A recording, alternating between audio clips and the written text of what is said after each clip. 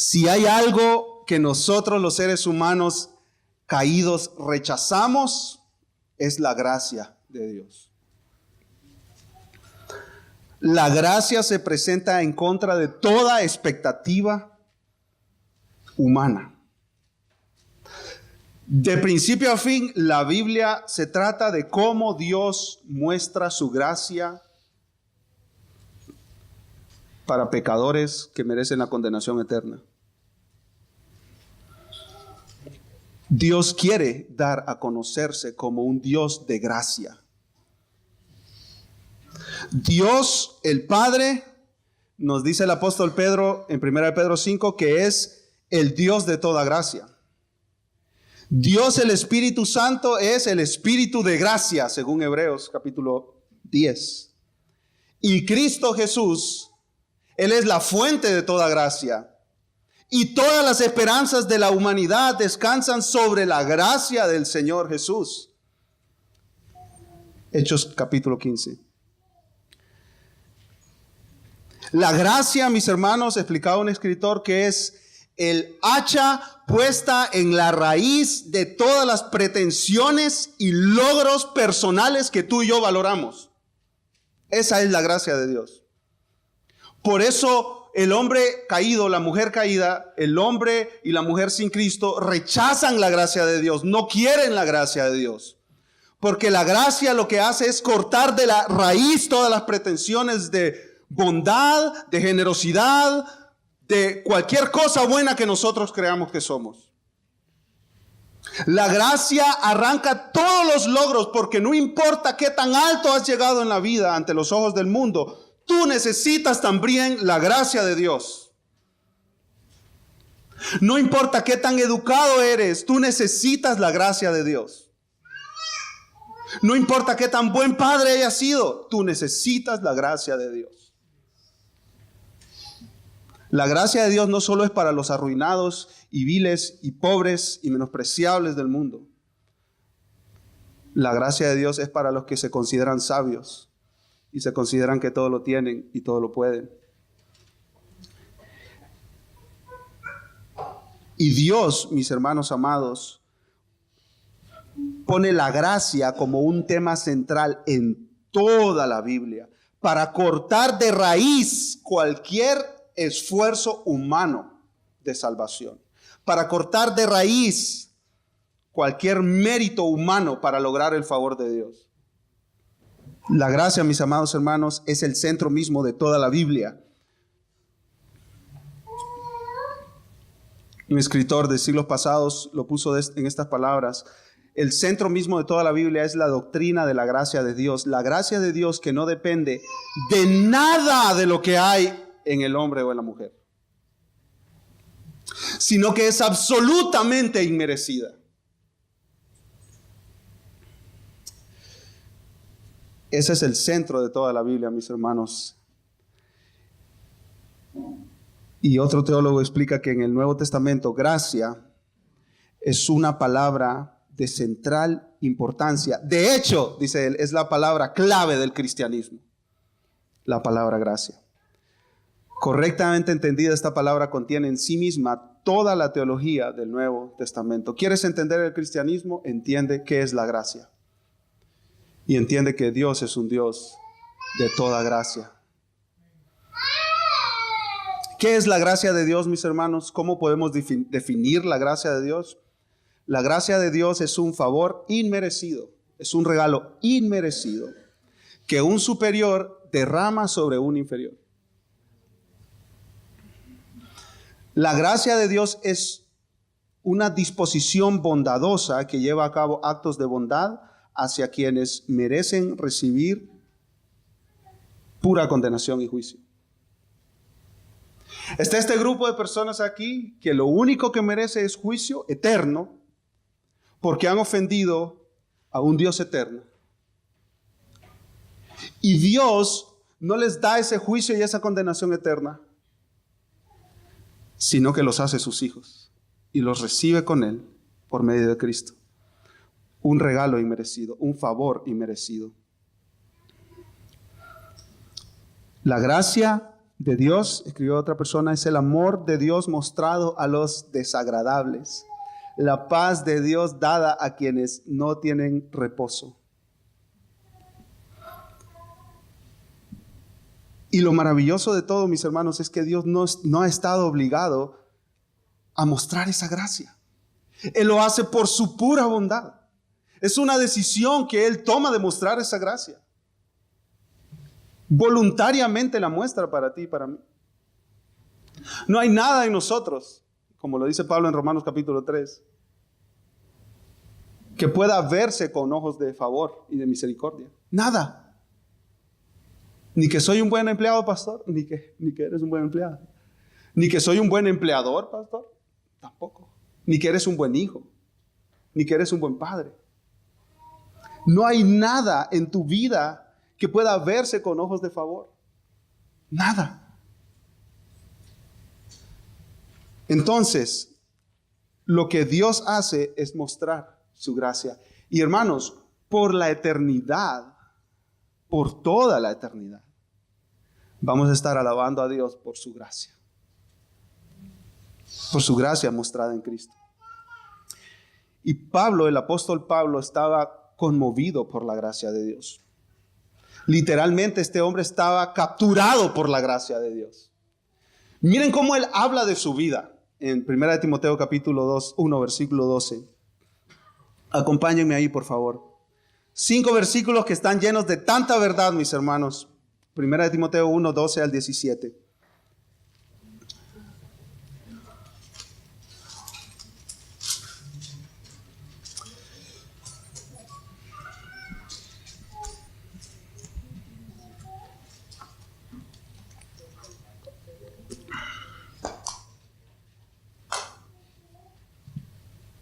¿Están conmigo, hermanos?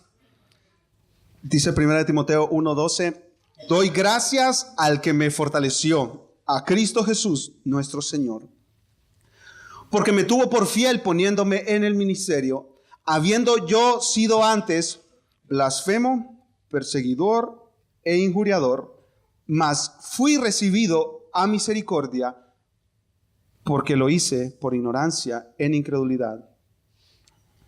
Versículo 14. Pero la gracia de nuestro Señor fue más abundante con la fe y el amor que es en Cristo Jesús. Palabra fiel y digna de ser recibida por todos, que Cristo Jesús vino al mundo para salvar a los pecadores, de los cuales yo soy el primero. Pero por esto fui recibido a misericordia, para que Jesucristo mostrase en mí, el primero, toda su clemencia, para ejemplo de los que habrían de creer en Él para vida eterna. Por tanto, este es el resultado de la gracia de Dios mostrada en un pecador. Al Rey de los siglos, inmortal, invisible, al único y sabio Dios, sea honor y gloria por los siglos de los siglos. Y todos decimos, hermanos, amén. A Él sea la gloria, por salvar a pecadores que estaban ya camino a la condenación eterna. Este es el testimonio de Pablo, mis hermanos. Y a Pablo le gustaba mucho contar su testimonio. Hay algo que se repite en el Nuevo Testamento varias veces. Es Pablo contando su testimonio. Pablo cuenta su testimonio en Hechos 22, en Hechos 26, en Gálatas 1, Gálatas 2, Filipenses 3 y 1 Timoteo 1. Por todos lados Pablo está compartiendo su testimonio. Por todos lados Pablo está dándole a la gente a conocer cómo fue que Dios lo salvó. ¿Cuál es la primera aparición de Pablo en la narración bíblica, mis hermanos? Ustedes lo conocen, pero quiero que vayamos allá. Hechos capítulo 7. Hechos capítulo 7. Cristo recientemente ascendió al cielo para este momento de la historia.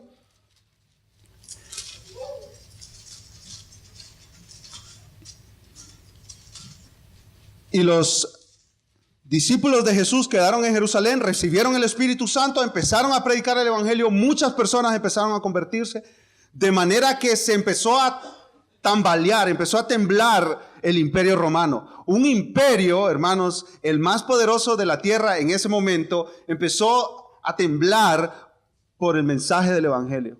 Así de poderoso es el mensaje del Evangelio. No hay nada ni nadie que se resista al mensaje del Evangelio, porque es poder de Dios para salvación a todo aquel que cree. Miren lo que sucede, empieza la persecución. Y Esteban, un siervo de la iglesia, que andaba también predicando a Cristo, es arrestado, es capturado, es juzgado injustamente y se le condena a morir por lapidación, morir apedreado. Y mire lo que dice el versículo 58, Hechos 7:58. Y echándole fuera de la ciudad, le apedrearon, y los testigos pusieron sus ropas a los pies de un joven que se llamaba Saulo. Ahí está, este es el hombre del cual leímos en 1 Timoteo capítulo 1. Este es el hombre, mis hermanos. ¿Cuál fue la función aquí? Un hombre joven, nos dice la palabra del Señor.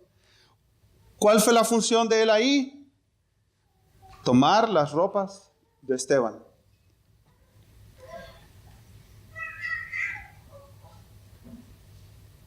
Miren el versículo 1 del capítulo 8 conmigo, por favor, mis hermanos. Y Saulo, es el mismo hombre, consentía en su muerte, aprobaba, estaba de acuerdo en su muerte. En aquel día hubo una gran persecución contra la iglesia que estaba en Jerusalén, y todos fueron esparcidos por las tierras de Judea y de Samaria, salvo los apóstoles. Y hombres piadosos llevaron a enterrar a Esteban e hicieron gran llanto sobre él. Y Saulo, el mismo hombre del cual venimos hablando este tiempo, asolaba a la iglesia. Esa palabra asolar quiere decir hería gravemente, destruía la iglesia. Y entrando casa por casa, eso es determinación, hermanos. Si usted quiere conocer a un hombre determinado, mire y lea sobre la vida del apóstol Pablo. Esta es determinación. Entrando casa por casa, arrestaba a hombres y a mujeres y los entregaba a la cárcel. Hermanos, la gente estaba aterrada con el apóstol Pablo. Esto continuó así por algún tiempo. Pablo persiguiendo cristianos. Su meta era una sola. Y este hombre era un hombre de una sola meta, mis hermanos. Este hombre no estaba distraído en otras cosas. Este hombre era un hombre de una sola meta. ¿Cuál era su meta? Erradicar el cristianismo. Borrar el nombre de Cristo de los libros de historia. Esa era su meta. Y la narración sigue, se desvía del apóstol Pablo, pero después regresa a Pablo. Se desvía de Pablo, que es el mismo Saulo, y regresa en el capítulo 9, mis hermanos. Vamos por favor al capítulo 9. Esto tal vez es años después, mis hermanos. Este hombre cruel, asesino, perseguidor. Versículo 1, respirando aún amenazas y muerte contra los discípulos del Señor, vino al sumo sacerdote y le pidió cartas para las sinagogas de Damasco. Esto era al norte, tenía que pedir permiso para ir allá, a fin de que si hallase algunos hombres o mujeres de este camino, los trajese presos a Jerusalén. Versículo 3, pero la gracia del Señor Jesucristo, que es más abundante que todo nuestro pecado, mas yendo por el camino, aconteció que al llegar cerca de Damasco, repentinamente le rodeó un resplandor de luz del cielo, y cayendo en tierra, oyó una voz que le decía: Saulo, Saulo, ¿por qué me persigues? ¿Quién está hablando aquí, mis hermanos? Cristo Jesús. Él dijo: ¿quién eres, Señor? Y le dijo: yo soy Jesús, a quien tú persigues. Dura cosa te es dar coces contra el aguijón. Esta es la imagen de un buey que está metido en una jaula y está pateando, pero tienen clavos ahí para que él no patee, ¿verdad? Pero el buey está tan cegado en su locura que sigue pateando y se sigue haciendo daño y se sigue haciendo daño y haciendo daño y haciendo daño. Es esa imagen. Y le dice Jesús: tú te estás destruyendo y tú en tu rebeldía sigues y sigues y sigues destruyéndote. Hermanos, nada más que un encuentro con el Cristo vivo pudo transformar al apóstol Pablo, a Pablo. Versículo 6. Él, temblando y temeroso, estas palabras, esta descripción de Pablo no es la que venimos leyendo, mis hermanos. Pablo no es un hombre de miedos. Pablo no es un hombre de temores. Pablo no es un hombre asustadizo. Pablo es un hombre cruel, con el corazón y la conciencia cauterizados, que no le importa dejar mujeres viudas o hijos huérfanos con tal de acabar con el cristianismo. Pero cuando se encontró con el Cristo vivo, estaba temblando y temeroso. Nadie que se encuentra con Cristo Jesús sigue su vida de la misma manera. Nadie. Es un encuentro con el Dios vivo y verdadero. No puedes seguir siendo la misma persona. Tal vez no cambias a la manera del apóstol Pablo, pero algo cambia. La dirección de tu vida cambia. Tú ya vas en otro rumbo. Perteneces a otro mundo. Eres de otra familia. Si te has encontrado con Cristo, tu vida, los frutos de tu vida, serán evidencia de este encuentro con Cristo. Versículo 6. Y él, temblando y temeroso, dijo: Señor, ¿qué quieres que yo haga? Y el Señor le dijo: levántate y entra en la ciudad a Damasco, y se te dirá lo que debes de hacer. Y los hombres que iban con Saulo se pararon atónitos, oyendo a la verdad la voz, mas sin ver a nadie. Entonces Saulo se levantó de tierra, y abriendo los ojos no veía a nadie. Así que, llevándole por la mano, le metieron en Damasco, donde estuvo 3 días sin ver, y no comió ni bebió. Vamos a saltar, mis hermanos, al versículo 17. Dios manda a un hombre que se llama Ananías y le dice: tú vas a ir ahí tengo un hombre ahí que se llama Saulo. Y cuando Ananías escuchó: Saulo, Señor, mira, gracias, te haría el favor, pero ese hombre es un delincuente, es un asesino, tú me estás mandando ahí a que me maten. Y el Señor le dice: no, Pablo es mi instrumento para llevar mi evangelio a los gentiles, y yo le voy a enseñar, le dijo Jesucristo a Ananías, cuánto le es necesario padecer por mi nombre. El perseguidor viene a ser ahora perseguido por Cristo.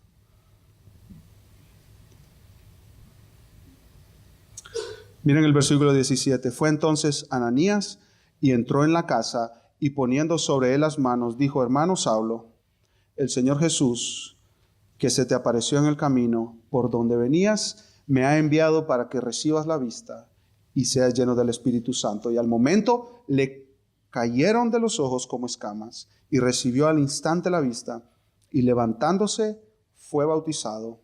Y todo cambió, mis hermanos. Todo cambió. Miren el versículo 20. Enseguida predicaba a Cristo en las sinagogas, diciendo que este era el Hijo de Dios. Y todos los que le oían estaban atónitos y decían: ¿no es este el que asolaba en Jerusalén a los que invocaban este nombre? Y a eso vino acá, ya lo tenían reportado, ahí viene aquel, para llevar los presos ante los principales sacerdotes. Pero Saulo mucho más se esforzaba y confundía a los judíos que moraban en Damasco, demostrando que Jesús era el Cristo. Los confundía a todos. ¿Qué está pasando con este hombre? Y a este hombre no lo incluyeron y no lo recibieron como hermano hasta que Bernabé vino y lo trajo y lo presentó ante los apóstoles. Y les dijo: este de verdad, este es convertido. No le cerremos más las puertas. Porque el cambio había sido tan drástico que parecía mentira todo aquello. El perseguidor se convirtió ahora en perseguido por la misma causa que él estaba persiguiendo. El que buscaba a hombres y mujeres ahora estaba en la foto, ¿verdad? Se busca. Vamos a regresar a 1 Timoteo capítulo 1, mis hermanos. Y vamos a ver ahí por qué Pablo empieza a contar su testimonio en esta parte de la carta. Pablo le dice a Timoteo: hay falsos maestros en la iglesia, mándalos a callar, que no hablen más. Llámalos al arrepentimiento, que dejen de enseñar esas mentiras, esas falsedades. Estos falsos maestros están usando la ley de manera que ellos no pueden usarla, no deben usarla. ¿Quién es el máximo ejemplo del uso correcto de la ley? El mismo Pablo. Él intentó ganar su salvación por cumplir la ley. Según él, al perseguir a los cristianos y al vivir su vida con las reglas del fariseísmo, estaba agradando a Dios. Y según él, ya era aceptado por Dios por lo que él estaba haciendo. Eso es toda religión, mis hermanos. Tú tienes que ganar ciertos méritos para recibir el perdón y el favor de Dios. Así es toda religión. Y el evangelio se opone a todas las religiones en este mundo. Porque el evangelio te dice, es que tú no tienes nada que ofrecer. Tú no tienes nada que aportar para que Dios te salve. No hay absolutamente nada en ti. Ni un gramo, ni una onza, ni un milímetro de tu vida, de tu cuerpo, de tus afectos, de tu corazón, de tu mente, de tus pensamientos. No hay nada que sirva como mérito para tu salvación. Y Pablo intentó ganar esa salvación por cumplir la ley, pero no funcionó. ¿Y qué dice Pablo? Yo era un hombre que más bien estaba quebrando la ley. Y me di cuenta de que estaba quebrando la ley cuando Cristo se me apareció en el camino. Y Dios me mostró su gracia. Y ahora yo soy un ejemplo, un prototipo que Dios usa, porque si me salvó a mí, puede salvar a cualquiera. Y de la manera como Dios salvó a Pablo y le mostró su gracia, así Dios le muestra su gracia a cualquier pecador y pecadora que viene arrepentido y en fe a Cristo Jesús. 5 preguntas que contestar, mis hermanos. ¿De dónde viene esta gracia? La salvación es por gracia, pero ¿de dónde viene esta gracia? Esta gracia viene de Cristo Jesús. Miren el versículo 12 conmigo. Doy gracias al que me fortaleció, a Cristo Jesús, nuestro Señor, porque me tuvo por fiel, poniéndome en el ministerio. Pablo estaba maravillado que Dios tomara a un hombre que había sido blasfemo, orgulloso y un oponente acérrimo, un oponente total y furioso en contra del cristianismo.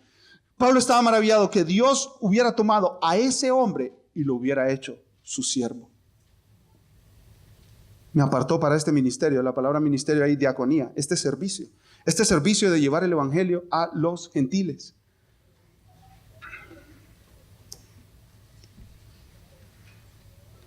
Jesús no solo salvó a Pablo, sino que también lo escogió para ponerlo en el ministerio. Esta es la sorpresa más grande. Que Dios tiene un enemigo ahí. Y este enemigo le está persiguiendo y le está haciendo daño. Le está haciendo daño a su gente, al pueblo de Dios. Y Dios toma a este enemigo, lo salva, lo redime, lo adopta en su familia y le dice, ve y sírveme. Ve y sírveme. Hermanos, ¿cuál es la primera intención que nace en nuestro corazón cuando tenemos un enemigo? Humanamente hablando. ¿No es amar, perdonar, adoptarlo dentro de la familia, que coma nuestra mesa, darle de lo nuestro, para luego decirle, ten, administrame esta parte de mi propiedad? Eso no es la intención de nuestro corazón, la primera inclinación de nuestra alma. Mi hermano, esta gracia viene de otro planeta. Esta no es de este planeta. Esto no es humano. Esto es divino. Dios tiene este enemigo ahí que le está persiguiendo. Le está dañando a su pueblo, lastimando a su pueblo, matándole a su gente. Y Dios lo toma, lo salva, lo hace su hijo. Y le dice, ahora ve a servirme. Esa es la gracia, mi hermano. ¿Qué merecía Pablo? Ser destrozado por Dios, mi hermano, torturado por Dios, y después ser enviado por la eternidad al infierno, donde las personas que estén ahí no tendrán jamás ninguna oportunidad de ser reconciliados con Dios y estarán ausentes de toda relación reconciliada con Dios. Pablo merecía ese tipo de condenación. ¿Y qué recibe Pablo, hermano? La pura gracia de Dios.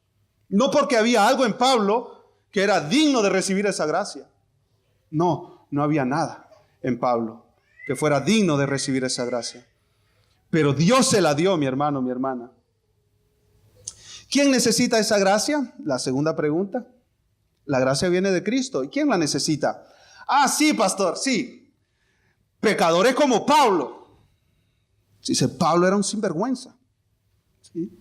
Esa gente necesita esa gracia. Yo he tenido una mejor crianza, pastor. ¿Sí? A mí me han criado con modales de una mejor manera. Soy persona educada. Toda la gente me dice que soy bien nice. Y pues, como que no es para mí la gracia. La gracia es para los pecadores. Y todos nosotros somos pecadores. Es más, nos conocemos tan bien que todos nosotros podemos decir somos el primero de los pecadores. Miren el versículo 13, lo que dice, hermanos. ¿Quién necesita esta gracia? Los pecadores. Habiendo yo sido antes blasfemo, perseguidor e injuriador, mas fui recibido a misericordia, porque lo hice por ignorancia, en incredulidad. Un blasfemo es uno que habla para dañar, uno que habla despreciando a Dios o lo sagrado, uno que insulta a Dios. Un perseguidor, Pablo perseguía a los creyentes, los metía en la cárcel. Dice la palabra que los arrastraba, mis hermanos, los amarraba de su caballo, de su carreta, y los arrastraba de ciudad a ciudad, arrastrados ahí por el camino. Ese era Pablo. Un injuriador, hombre violento e insolente. Mas fui recibido a misericordia porque lo hice por ignorancia, en incredulidad. ¿Qué está haciendo Pablo aquí? ¿Está dando una excusa para su pecado? No, mis hermanos.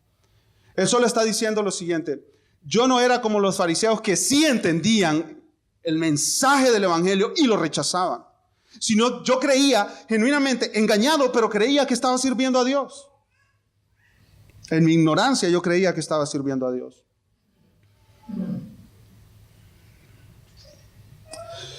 Mis hermanos, nosotros en la iglesia hemos sido salvos por esta misma gracia de Dios.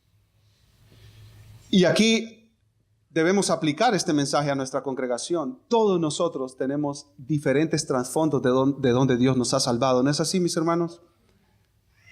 Algunos de nosotros podemos dar testimonio de la profundidad de nuestro pecado y de nuestra maldad.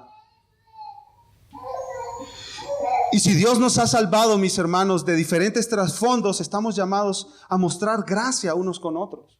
Porque tenemos diferentes inclinaciones y diferentes luchas y batallas y tentaciones y problemas que vienen, muchos de ellos todos por nuestro trasfondo. Y estamos llamados a vernos unos a otros con misericordia y con gracia, como Dios nos ha visto a nosotros.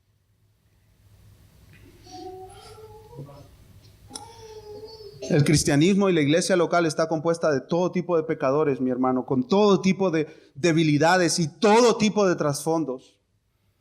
Extendamos esa gracia unos a otros, como oraba nuestra hermana Melanie al inicio, que en nuestros hogares sean hogares donde extendamos gracia unos a otros, mis hermanos. ¿Hasta dónde alcanza esa gracia? ¿Qué tipo de pecadores salva esa gracia, mi hermano? Mire conmigo el versículo 14. Primera de Timoteo, capítulo 1, versículo 14. Pero la gracia de nuestro Señor fue más abundante. O sea, el pecado de Pablo era abundante, era mucho, pero la gracia fue más abundante. El pecado llegaba lejos, pero la gracia llegó más lejos.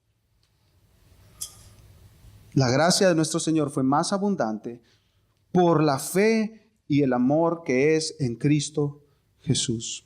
Y aquí viene un dicho que tenían los cristianos en el primer siglo, mis hermanos, palabra fiel y digna de ser recibida por todos. Esta frase usted la encuentra 5 veces en 1 Timoteo, 2 Timoteo y Tito. 5 veces. Era una frase como frases cortas que hablaban del evangelio. ¿Cuál es esta frase corta que hablaba del evangelio? Que Cristo Jesús vino al mundo para salvar a los pecadores. La mejor noticia para oídos humanos, mis hermanos. La mejor noticia para oídos humanos. Y Pablo dice, de estos pecadores, yo soy el primero.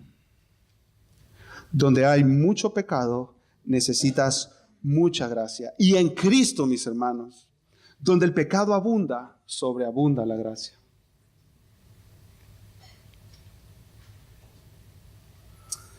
¿Cuál es el propósito de esta gracia? La pregunta número 4 que tenemos hoy, mis hermanos.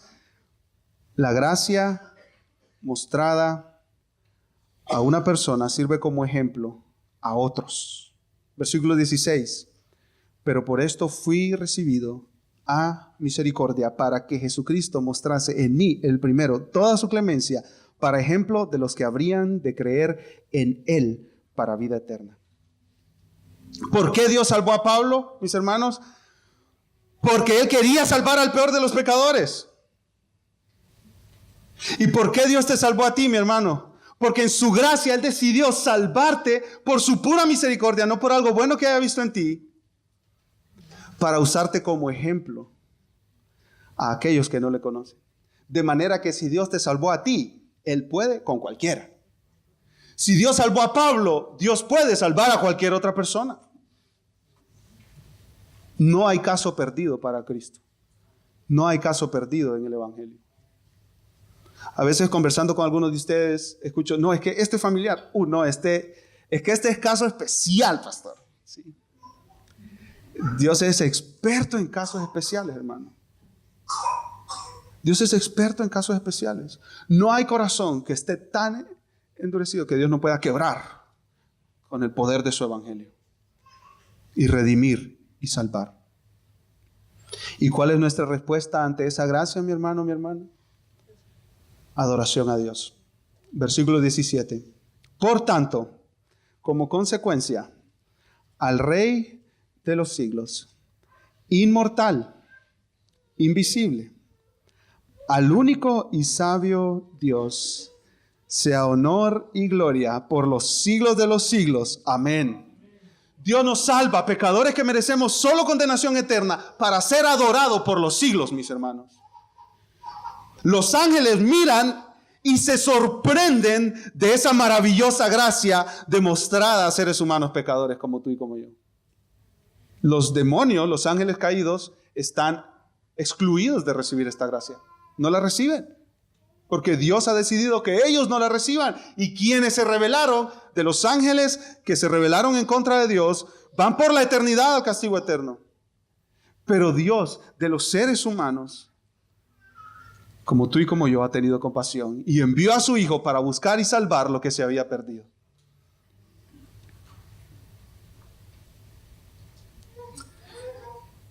Nuestra salvación es por la pura gracia de Dios. Pero vamos un poco más allá, mis hermanos. Todo lo que tú eres y lo que tú tienes es por la pura gracia de Dios. El apóstol Pablo dice en 1 Corintios 15, por la gracia de Dios soy lo que soy.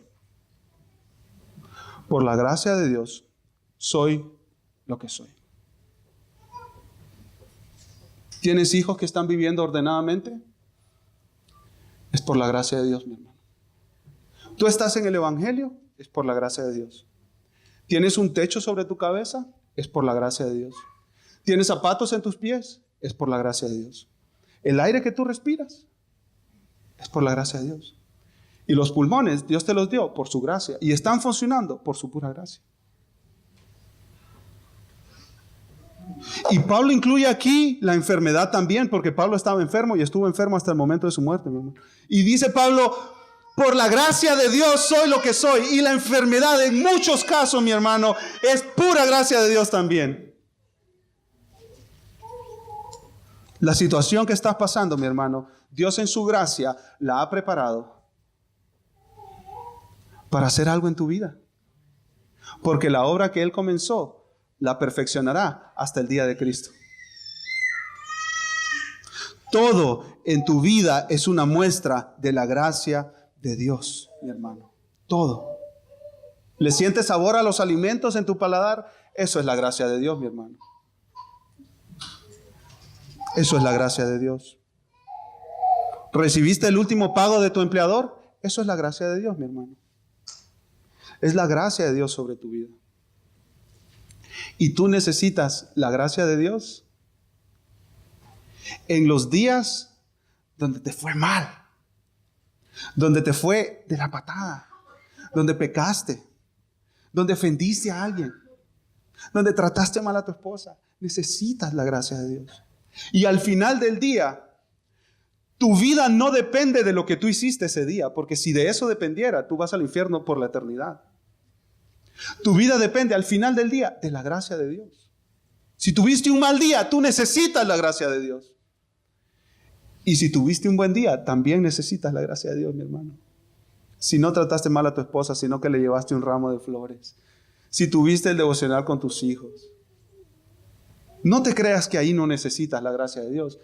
Ahí también necesitas la gracia de Dios. Porque, hermanos, todo es por la pura gracia de Dios. Todo es un regalo inmerecido de Dios para ti y para mí, mi hermano. Todo. Y cuando algo se va de nuestras manos, mi hermano, porque Dios decide que se vaya de nuestras manos,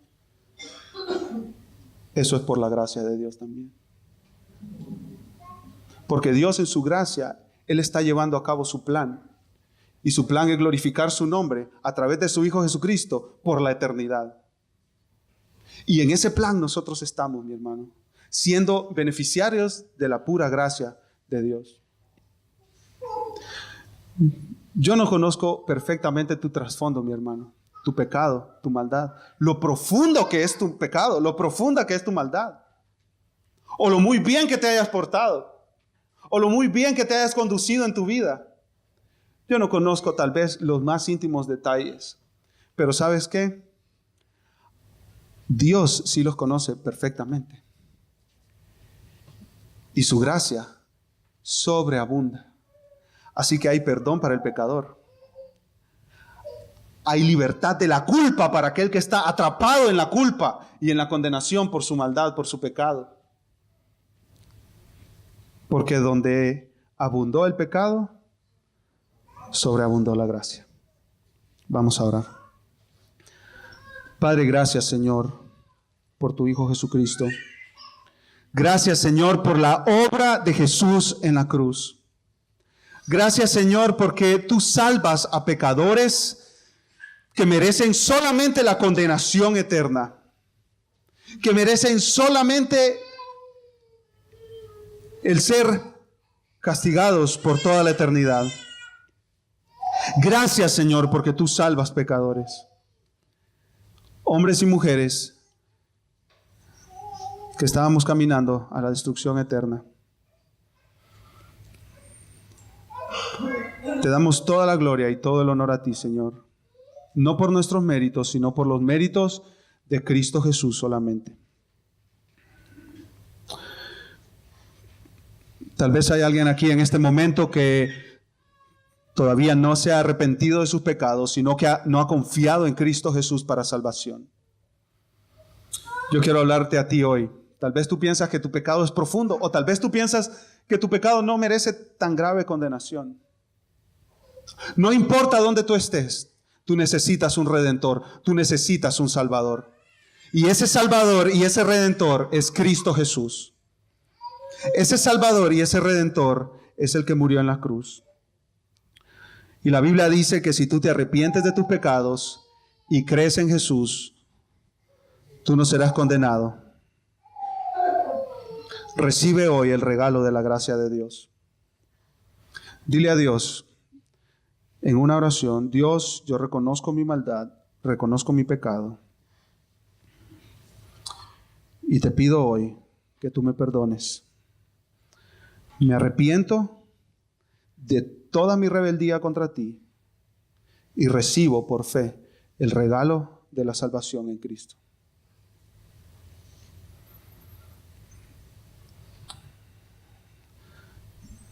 Si tú hoy entiendes que Dios está obrando en tu corazón y haciéndote entender tu necesidad de salvación, yo te pido que me lo indiques levantando tu mano y yo me voy a acercar a ti cuando termine el servicio para ayudarte y guiarte más en este nuevo camino y en esta nueva vida de Cristo.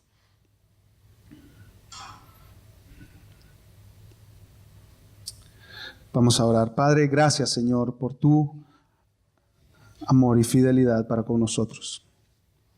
Estábamos perdidos, Señor, y tú nos salvaste. Lejos de ti, tú nos acercaste.